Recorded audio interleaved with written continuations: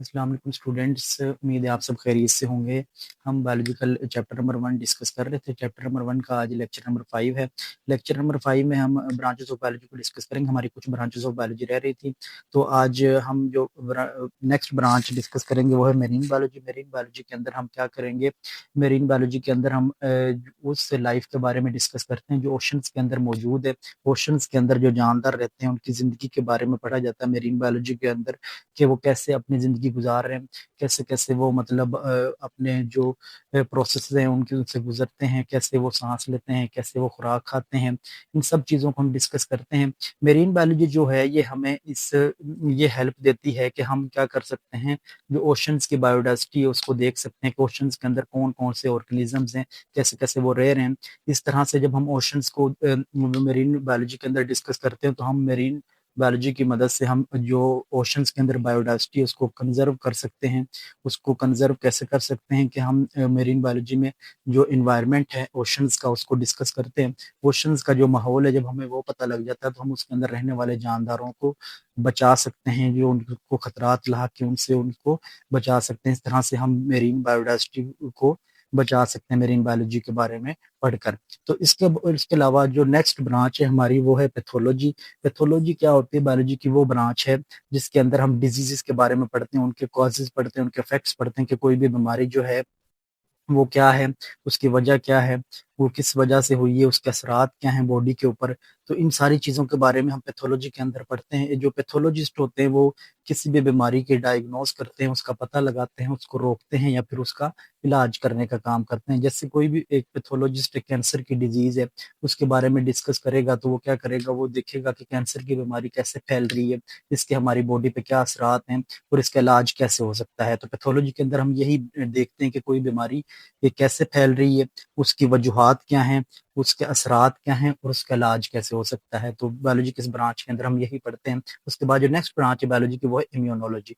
Immunology क्या है?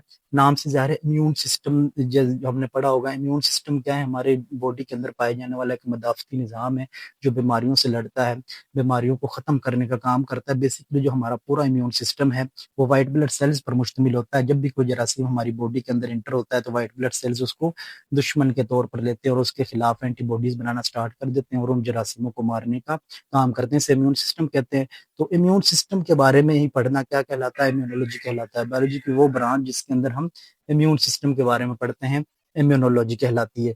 Immune system के बारे में जब हम पढ़ लेते हैं तो हम इम्यून सिस्टम की मदद से हम वैक्सीन बना सकते हैं। इसके अलावा हम क्या कर सकते हैं, डिजीज के बारे में देख सकते हैं कि कौन सी डिजीज पर हमारा इम्यून सिस्टम कितना इफेक्ट करता है और कौन सी डिजीज जो है वो हमारे इम्यून सिस्टम को कितना मुतासर करती है। तो इन चीज़ों को सीखने में हमें मदद मिलती है इम्यूनोलॉजी के अंदर।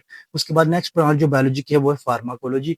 फार्माकोलॉजी क्या है? बायोलॉजी की वो ब्रांच जिसमें हम ड्रग्स के बारे में पढ़ते हैं और बॉडी पर उनके असरात के बारे में पढ़ते हैं कि कोई भी जो दवाई है वो कैसे बनती है और उसका जानदारों के जिस्म पर क्या असरात हैं, कि कैसे वो मतलब काम करती है जानदारों के जिस्म में। जैसे फॉर एग्जांपल हम कोई भी नई ड्रग बना रहे हैं, एंटीबायोटिक्स जैसे होगी, तो एंटीबायोटिक्स जो हैं ये कैसे मतलब बैक्टीरिया को मारती हैं। इनको हम बैक्टीरिया के बॉडी के अंदर जब इंटर करते हैं तो इनके क्या असरात होते हैं उनके बॉडी पर। तो किसी भी दवाई को बनाना और उसका जानदारों के जिस्म पर जो असरात हैं वो देखना क्या कहलाता है? फार्माकोलॉजी कहलाता है। तो आज का जो हमारा लेक्चर उसके अंदर हमने 4 ब्रांचेस को डिस्कस किया है, तो मैं दोबारा से गो थ्रू करवा देता हूँ आपको। सबसे पहले हमने मेरीन बायोलॉजी पढ़ा। मेरीन बायोलॉजी क्या है? बायोलॉजी की वो ब्रांच है जिसके अंदर हम क्या करते हैं, ओशंस के अंदर पाई जाने वाली लाइफ के बारे में पढ़ते हैं कि ओशंस के अंदर कौन कौन से जानदार मौजूद है और वो कैसे अपनी जिंदगी गुजारते हैं।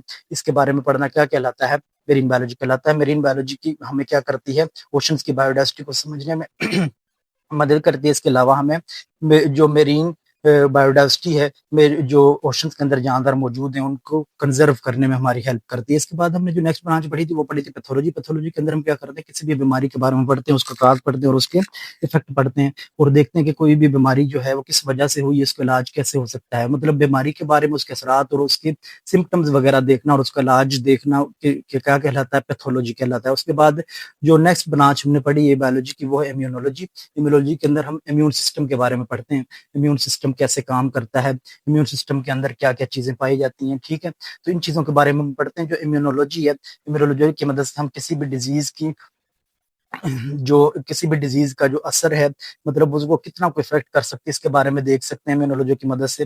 اس کے علاوہ ہم امیونولوجی کی مدد سے نیو ویکسینز بنا سکتے ہیں۔